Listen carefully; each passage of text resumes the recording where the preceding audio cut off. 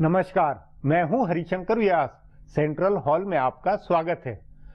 पाकिस्तान के प्रधानमंत्री नवाज शरीफ की अमेरिका यात्रा ने इस दफा कुछ अलग तरह की सुर्खियां बनाई। नवाज शरीफ ने अमेरिकी राष्ट्रपति ओबामा से भारत की शिकायत की। प्रधानमंत्री नरेंद्र मोदी और उनकी सरकार की रीति नीति के हवाले कहा कि अमेरिका कश्मीर के मामले में दखल करे। दरअसल संयुक्त राष्ट्र की आम सभा बैठक के बाद से पाकिस्तान ने विश्व राजनीति में यह हल्ला पैदा किया है कि मोदी सरकार जंगखोर है। वह कश्मीर समस्या को सुलझाने के लिए पहल नहीं कर रही।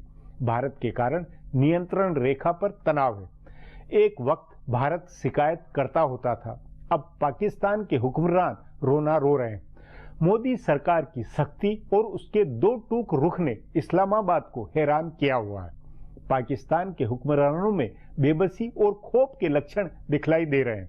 सवाल है, क्या अमेरिका या अन्य पश्चिमी देश नवाज शरीफ सरकार की सुन रहे होंगे?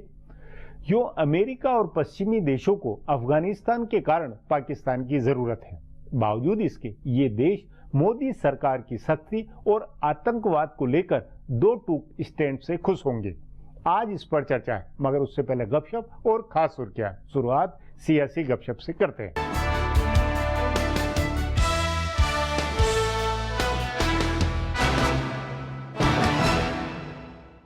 उत्तर प्रदेश के मुख्यमंत्री अखिलेश यादव अपनी सरकार में पहली बड़ी फेरबदल करने जा रहे हैं। 3.5 साल बाद उन्होंने 8 मंत्रियों को खराब प्रदर्शन के आधार पर हटाया है और 9 मंत्रियों का विभाग ले लिया, जिनमें बदलाव किया जाना है। शनिवार को होने वाली फेरबदल पर सबकी नजर है, क्योंकि इससे 1.5 साल बाद होने वाले विधानसभा चुनाव के जातीय समीकरण का अंदाजा लगेगा। सपा के ठाकुर समर्थकों पर खास नजर होगी। मुख्यमंत्री ने राजा महेंद्र अरिदमन सिंह और योगेश प्रताप सिंह को मंत्रिमंडल से हटा दिया है। रघुराज प्रताप सिंह उर्फ राजा भैया को भी बिना विभाग का मंत्री रखा गया है। नए मंत्रियों और रघुराज प्रताप सिंह को मिलने वाले विभाग से ठाकुर वोटों के प्रति समाजवादी पार्टी के रुख का अंदाजा लगेगा। सपा को अंदेशा है कि भाजपा कोई ठाकुर चेहरा आगे कर सकती है और ठाकुर वोट भाजपा की ओर जा सकते हैं, जैसा कि लोकसभा में हुआ था। इसी तरह मुस्लिम मंत्रियों के मामले भी हैं। सरकार में शामिल होने वाले नए चेहरों से पार्टी के वरिष्ठ नेता आजम खान की स्थिति का अंदाजा होगा। उनके विरोधी माने जाने वाले स्वास्थ्य मंत्री अहमद हसन का विभाग ले लिया गया है। उन्हें अगर इससे कम महत्व का मंत्रालय मिलता है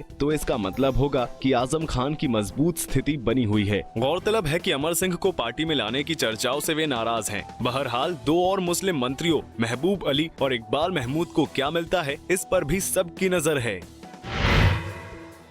बिहार विधानसभा चुनाव के पहले 3 चरण के मतदान के रुझान को लेकर अटकलें तेज हो गई हैं। भाजपा नेताओं की ओर से ध्रुवीकरण कराने वाले बयान देने से अटकलें बढ़ी हैं। हालांकि भाजपा के नेता जीत का दावा कर रहे हैं और पटना में अरुण जेटली ने प्रेस कॉन्फ्रेंस करके कहा कि भाजपा क्लीन स्वीप करने जा रही है। लेकिन जेटली ने ही अंग्रेजी के एक कारोबारी अखबार को दिए इंटरव्यू में धार्मिक आधार पर आरक्षण का मामला उठाया है। उन्होंने विस्तार से इसके खतरे बताए हैं। गौरतलब है कि आंध्र प्रदेश और महाराष्ट्र की सरकारों ने 5% मुस्लिम कोटे का प्रावधान किया था, जिसे अदालत ने खारिज कर दिया। लेकिन प्रधानमंत्री मोदी ने अपने भाषण में इसका आरोप जदयू, राजद और कांग्रेस पर लगाते हुए कहा कि वे दलित पिछड़ों का आरक्षण छीनकर किसी दूसरे संप्रदाय को नहीं देने देंगे। जेटली ने इस चर्चा को आगे बढ़ाया है और सांप्रदायिक आरक्षण के खतरे बताए हैं। इसी तरह पार्टी के राष्ट्रीय अध्यक्ष अमित शाह ने जेल में बंद राजद के बाहुबली शहाबुद्दीन का भय दिखाया। मोदी और शाह दोनों ने इशारों में शहाबुद्दीन की ओर इशारा किया। मोदी ने कहा कि जेल से टिकट बांटे हैं, तो शाह ने कहा कि भाजपा हारी तो जेल में बंद एक बाहुबली जश्न मनाएगा।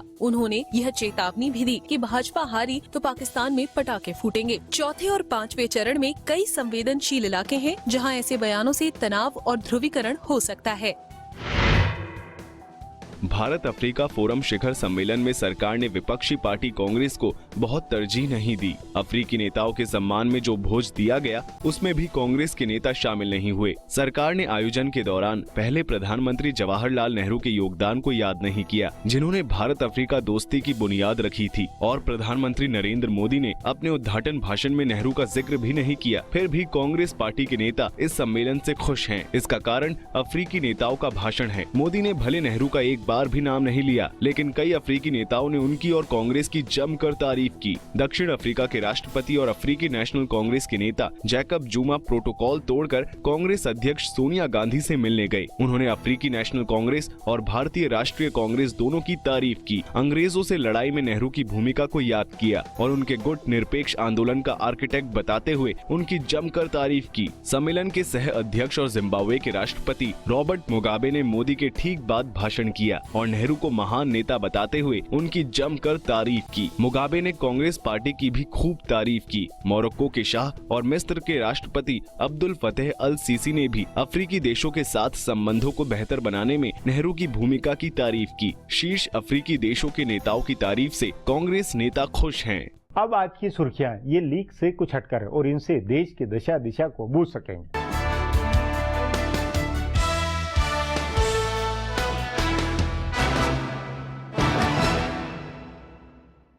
प्रधानमंत्री नरेंद्र मोदी ने आज बिहार विधानसभा की अपनी चुनावी सभाओं में राजद प्रमुख लालू प्रसाद और बिहार के मुख्यमंत्री नीतीश कुमार को निशाना बनाया। प्रधानमंत्री मोदी ने लालू प्रसाद और नीतीश कुमार पर हमला करते हुए कहा कि महास्वार्थ बंधन अनाप शनाप बोल रहा है, क्योंकि इनकी गालियों की डिक्शनरी खाली हो गई और इसलिए वे रोजाना नई नई गालियां गढ़ रहे हैं। मोदी ने कहा कि जिन्होंने बिहार पर राज किया वे लोग कहते हैं कि मोदी की रैली में जो लोग आते हैं वे पैसे देकर लाए जाते हैं। ऐसा कहकर वे बिहार के लोगों का अपमान कर रहे हैं। उन्होंने कहा कि बिहारियों का अपमान नीतीश कुमार को महंगा पड़ेगा। मोदी ने कहा कि बिहार बेचने का एडवांस लिया जा रहा है। लालू जी गए तो अपनी कुर्सी पत्नी को दे दी। मोदी ने गोपालगंज की चुनावी सभा में कहा कि गोपालगंज लालू जी का गृह क्षेत्र है और उन्होंने अपने जंगल राज में से मिनी चंबल बना दिया था। मोदी ने कहा कि वे कहते हैं कि वे पुराने दिन लौटा दो, यानी तब अपहरण होते थे, हत्या होती थी, बहु बेटियां असुरक्षित थी। क्या ऐसा चाहिए पुराना दिन आपको? उन्होंने कहा कि ऐसे पुराने दिन बिहार को नहीं चाहिए। मोदी ने कहा कि मैं बिहार से भ्रष्टाचार और भाई भतीजावाद को खत्म कर दूंगा। दिल्ली भ्रष्टाचार के लिए बदनाम थी, अब सब बंद है। आप मुझे बिहार की सेवा करने का मौका दीजिए, मुझे ये लूटपाट बंद करवानी है।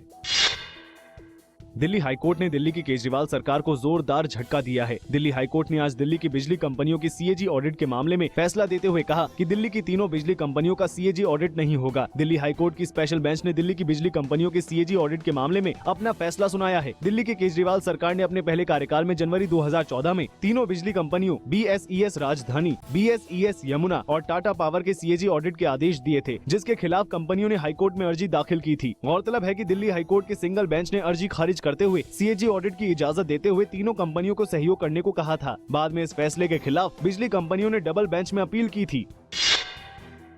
भाजपा के वरिष्ठ नेता लाल कृष्ण आडवाणी के सहयोगी रहे वो ऑब्जर्वर रिसर्च फाउंडेशन के अध्यक्ष सुधींद्र कुलकर्णी पाकिस्तान के पूर्व विदेश मंत्री खुर्शीद महमूद कसूरी की किताब के विमोचन के लिए अगले सप्ताह पाकिस्तान जाएंगे। गौरतलब है कि कसूरी की इसी किताब का विमोचन आयोजित करने पर इसी महीने 12 अक्टूबर को शिवसेना के सदस्यों ने उन पर स्याही पोत दी थी। सुधींद्र कुलकर्णी ने कसूरी को मुंबई में 12 अक्टूबर को अपनी किताब के विमोचन के लिए आमंत्रित किया था, जिसको लेकर शिवसेना ने आयोजन रद्द करने के लिए चेतावनी दी थी। हालांकि दोनों ने धमकी के आगे झुकने से इनकार कर दिया था। सुधींद्र कुलकर्णी ने आज कहा कि उन्होंने कुछ चर्चित पाकिस्तानी और भारतीयों के साथ 2 नवंबर को कसूरी की किताब neither a hawk nor a dove के विमोचन समारोह में शामिल होने का न्योता स्वीकार कर लिया है। उन्होंने कहा कि किताब के विमोचन समारोह में शिरकत के आमंत्रण के लिए मैं उनका शुक्रिया अदा करता हूं। प्रतिष्ठित अंतर्राष्ट्रीय साख एजेंसी मूडीज ने प्रधानमंत्री नरेंद्र मोदी को आगाह किया कि यदि वे अपनी पार्टी के सदस्यों द्वारा विवादित टिप्पणियां देने पर लगाम नहीं लगाते हैं तो भारत घरेलू और वैश्विक स्तर पर विश्वसनीयता खो देगा। मूडीज ने अपनी रिपोर्ट भारत का परिदृश्य संभावनाओं की तलाश में कहा कि देश वृद्धि की अपेक्षित संभावनाओं को हासिल करे, इसके लिए उसे उन सुधार कार्यक्रमों पर अमल करना होगा जिसका उसने वायदा किया है। रिपोर्ट में कहा गया कि निसंदेह अनेक राजनीतिक नतीजे सफलता का दायरा तय करेंगे। रिपोर्ट के मुताबिक हाल में भारत सरकार ने स्वयं अपने लिए कोई अच्छा काम नहीं किया, क्योंकि भाजपा के कई सदस्य विवादित टिप्पणियां करते रहे। मूडीज ने कहा कि हिंसा बढ़ने से सरकार को राज्यसभा में और कड़े प्रतिरोध का सामना करना पड़ा और ऐसे में वहां बहस आर्थिक नीति से भटक जाएगी। गौरतलब है कि मोदी सरकार को राज्यसभा में बहुमत नहीं है और उसे महत्वपूर्ण बिल पास कराने के लिए काफी मशक्कत करनी पड़ रही है। फिलहाल अब एक ब्रेक है, फिर खुलासा होगा।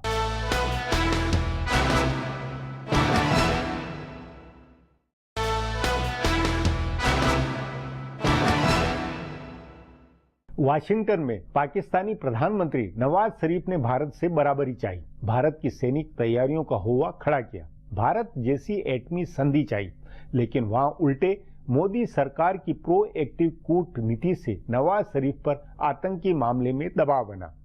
प्रधानमंत्री नवाज शरीफ खाली हाथ पाकिस्तान लौटे। इस पर आगे चर्चा करें उससे पहले देखें मेरा ये खुलासा।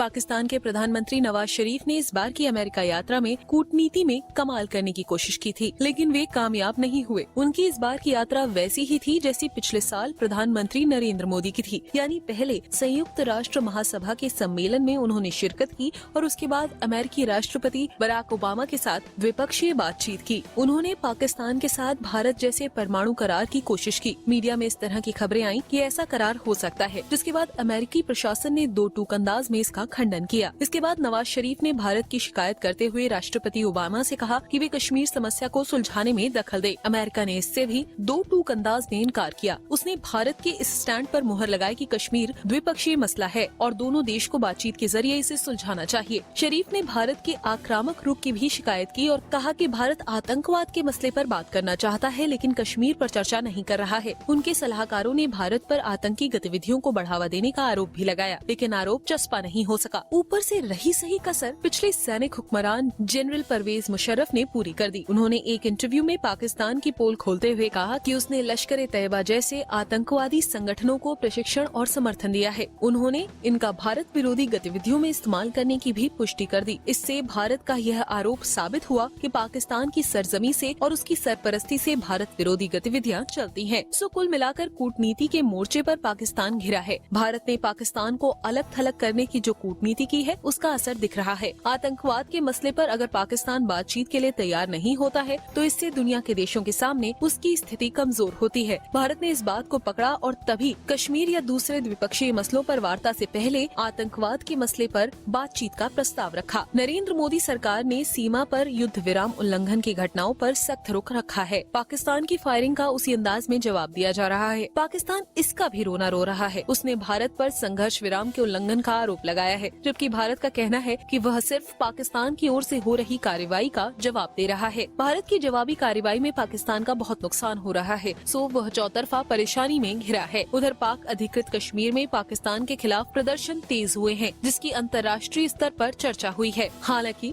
इन सब के बावजूद पाकिस्तान अब भी अमेरिका का चहेता देश है और चीन के साथ उसकी कूटनीति आगे बढ़ रही है। सो भारत को अपनी आक्रामक कूटनीति और सामरिक नीति को जारी रखना होगा। पाकिस्तान के हुक्मरान बार बार परमाणु हथियार होने की चेतावनी दे रहे हैं। इसे भी हाईलाइट करके भारत पाकिस्तान को विश्व बिरादरी के सामने बेनकाब कर सकता है। कूटनीति के मोर्चे पर मोदी ने अफ्रीका, अमेरिका और यूरोपीय देशों के साथ जैसा रिश्ता बनाया है उससे भी पाकिस्तान में परेशानी है। अब एक ब्रेक है, उसके बाद अमेरिका में पाकिस्तान की लॉबी पर चर्चा करेंगे।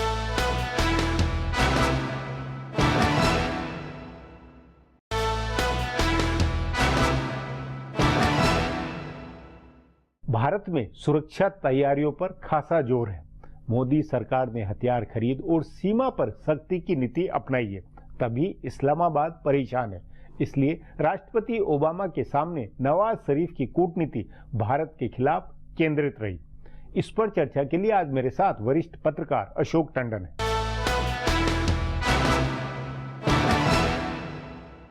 अशोक जी, पाकिस्तान के प्रधानमंत्री नवाज शरीफ की अमेरिका यात्रा से क्या ये नहीं लगता है कि पाकिस्तानी हुक्मरानों की सोच पूरी तरह भारत को लेकर एक तरफ बदल गई है? देखिए, संयुक्त राष्ट्र संघ के सम्मेलन में भी नवाज शरीफ गए थे। उसके तुरंत बाद राष्ट्रपति ओबामा ने उनको क्यों बुलाया?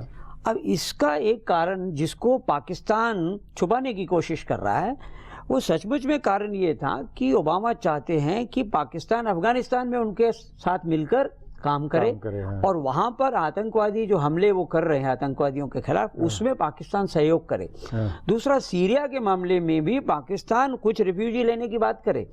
अब ये जो बुलावा आया और उसके कारण उनको जाना पड़ा, तो मुझे लगता है अपने देश के पब्लिक ओपिनियन को मिसलीड करने के लिए नवाज शरीफ ने वह पाकिस्तान में कश्मीर का राग अलापा। लेकिन कश्मीर के मामले में भी ओबामा ने दो टूक कहा कि ये तो आप दोनों देशों का और आपसी मामला है, इसमें हम तो अमेरिका के कश्मीर नीति में कोई बदलाव नहीं आया। कश्मीर को पाकिस्तान अमेरिका द्विपक्षीय मामला मानता है और यही बात उन्होंने नवाज शरीफ को कही। अब उनका ये कहना है कि ये हमसे बात नहीं करते, क्रिकेट नहीं खेलते, तो क्रिकेट न खेलना, आपने देखा उसके तुरंत बाद शहरयार खान मुंबई आए। क्रिकेट जो भारत नहीं खेल रहा उसको वहां पाकिस्तान में सचमुच में वो पिंच कर रहा है। तो वो ये चाहते हैं कि पाकिस्तान के अंदर की जो हालत है, जिसमें अफगानिस्तान का मामला है, सीरिया का मामला है, उसको नवाज शरीफ निपट नहीं पा रहे। तो कुल मिलाकर इस सारी जो विजिट हुई वो क्योंकि अमेरिका के बुलावे पर हुई थी, तो अमेरिका ने अपनी अपेक्षाएं पाकिस्तान को बताई कि दुनिया आपसे क्या उम्मीद करती है, आपको दुनिया से क्या उम्मीद है, ये आप भारत और आप निपटिए। तो मेरा मानना है कि पाकिस्तान के मीडिया में भी नवाज शरीफ को जैसे पिछली बार पाकिस्तान के मीडिया ने लताड़ा कि नरेंद्र मोदी तो वहां जाकर विश्व मंच पर छा जाते हैं और आप जाकर कुछ नहीं कर पाते। इस बार क्या हुआ, उनके भाषण के दौरान बलूचिस्तान के जिंदाबाद के नारे लगे। तो कुल मिलाकर पाकिस्तान और नवाज शरीफ के प्रधानमंत्री काल में विदेश नीति के मामले में कहीं ना कहीं एक जिसको कहते हैं कि कॉर्नर हो रहा है। नहीं, तो उसके कारण क्या ये नहीं कि मोदी सरकार ज्यादा प्रोएक्टिव होके अपने मामले में बहुत सख्ती के साथ में पेश आ रही, उस कारण वो डिफेंसिव है, उस कारण परेशान है? नहीं, देखिए मोदी सरकार आतंकवाद के मामले में कड़ा रुख लिए हुए, वो भी है, सीमा को लेकर कड़ा रुख लिए हुए, कश्मीर को लेकर, हुर्रियत को लेकर, सब पे कड़ा रुख है। इसलिए पाकिस्तान के हुक्मरान परेशान है कि करें तो क्या करें। परेशान तो वो दोनों तरफ से हैं। हाँ। एक तरफ तो नरेंद्र मोदी सरकार उनको भाव नहीं दे रही है। हाँ।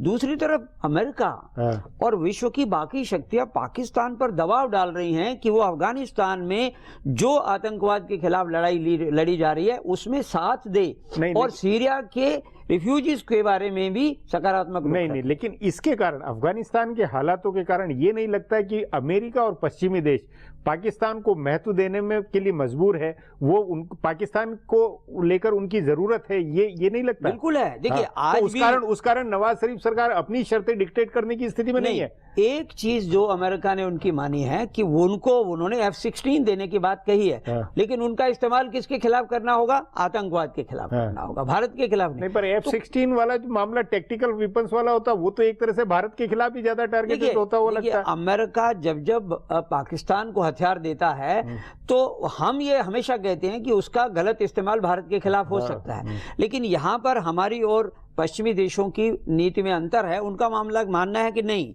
हम जो उनको मदद करते हैं वो भारत के खिलाफ नहीं है, उसको हम पाकिस्तान को आतंकवाद के खिलाफ लड़ाई में इन्वॉल्व करना चाहते हैं। तो मुझे लगता है कि पाकिस्तान दोनों तरफ से फंसा हुआ है कि पाकिस्तान पश्चिमी देशों की जो दबाव है उसको झेल नहीं पा रहा है, क्योंकि अगर वो अफगानिस्तान में आतंकवाद के खिलाफ हमला तेज करते हैं तो नवाज शरीफ की गद्दी को खतरा पड़ता है, वहां पर जो मिलिटेंट है। नहीं, लेकिन इसमें अशोक जी, चीन भी चाहता है कि अफगानिस्तान के मामले में या आतंक वाले मामले में पाकिस्तान सख्त नीति अपनाए, अमेरिका भी चाहता है, जबकि चीन समर्थक भी नंबर 1 है पाकिस्तान का। आपने बिल्कुल ठीक कहा कि चीन हो या रूस हो, चाहे अमेरिका, तो ये तो वहाँ की जो सेना और नौकरशाही की जो सेटअप है पाकिस्तान में, वो तो इस मामले में एकजुट होगा कि नहीं, इस मामले में तो हमें इन लोगों का मानना पड़ेगा। लेकिन दिक्कत क्या है कि अमेरिका या बाकी पश्चिमी देश बातचीत तो नवाज शरीफ से करेंगे, वो सेना के अध्यक्ष से नहीं कर सकते। लेकिन वहाँ जो दबाव नवाज शरीफ पर इस बात का है कि अगर वो अमेरिका की बात मानता है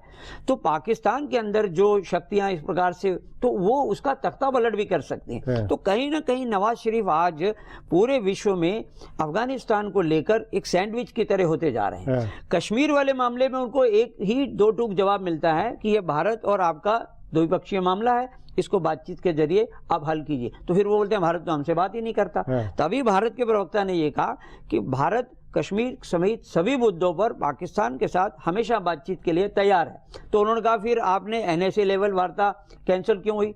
तो नवाज शरीफ ने कहा तो भारत ने की है, जबकि हम जानते हैं स्थिति तनावपूर्ण बॉर्डर पर थी जिसके चलते वो रद्द हुई। तो कुल मिलाकर मुझे लगता है नवाज शरीफ के प्रधानमंत्रित्व में पाकिस्तान की विदेश नीति कहीं ना कहीं फंस कर रह गई है। तो आपके अनुसार ये स्थिति, क्योंकि उसके बाद भारत की तरफ से वाशिंगटन के अंदर जो कुछ खरीद फरोख्त या जो कुछ सामरिक और रक्षा समझौते हो रहे हैं या करार या बातचीत बढ़ रही है, क्या ये नहीं लगता पाकिस्तान में ये महसूस किया जा रहा होगा कि अमेरिका और पश्चिमी देशों में भारत का पलड़ा भारी हो गया?